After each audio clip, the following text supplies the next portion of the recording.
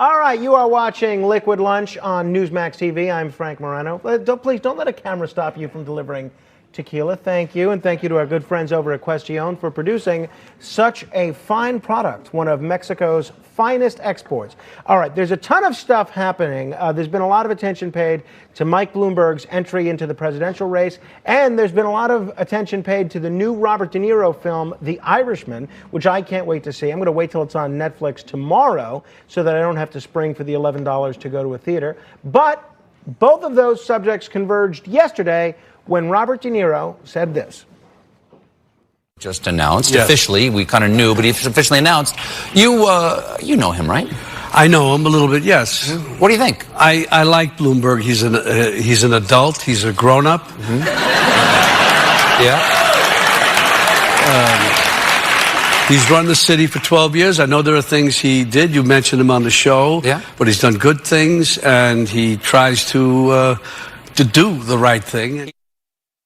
So Robert De Niro says Michael Bloomberg's a grown-up, nothing like a man who plays other characters for a living and whose most famous speech of late was to say F Trump repeatedly, to tell you who's a grown-up and who's not. You guys are J.O. John, well... No, I mean, I used to love De Niro. He was like, Italian kid. He was in a lot of movies. He's like a raging bull guy. All these characters were amazing. He was somebody you would think you would look up to. It's like achieved the American dream. And now he can't accept that the people of America voted. And you know what?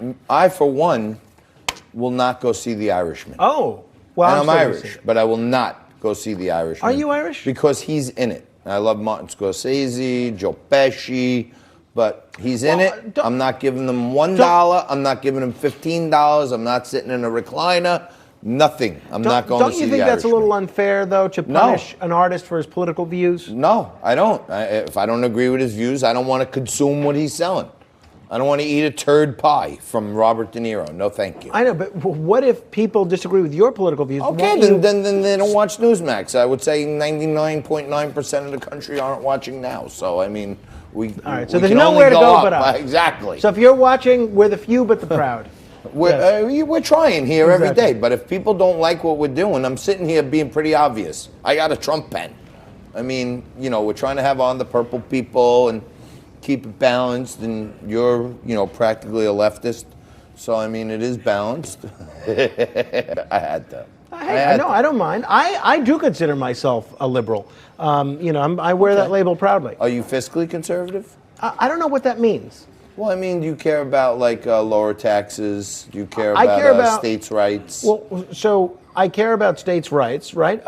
I think we should have taxes as low as they should be, or low as they can be, while still paying our bills. My problem with what the Republicans do is they cut taxes while increasing spending. Okay, so but we have our own printing press, so who cares? Exactly, right. That's what I'm saying. Stop talking about the national debt. The national debt, the clock that was holding it ran out of numbers for it. It's over at this point. We can print money ad infinitum. That's not our issue.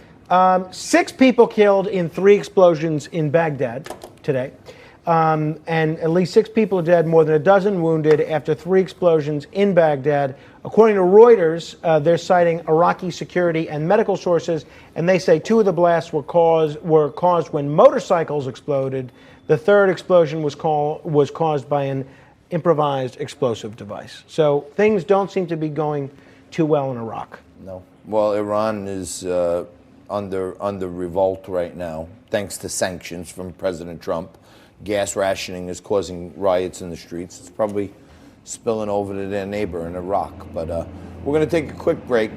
We're going to come back. I made a few mistakes today, at least a few. And Frank is going to correct them in what everyone tells me is their favorite segment, the last segment of the show, the WTF. What's the facts? Where all my inaccuracies and exaggerations are corrected by my partner, Frank Morano.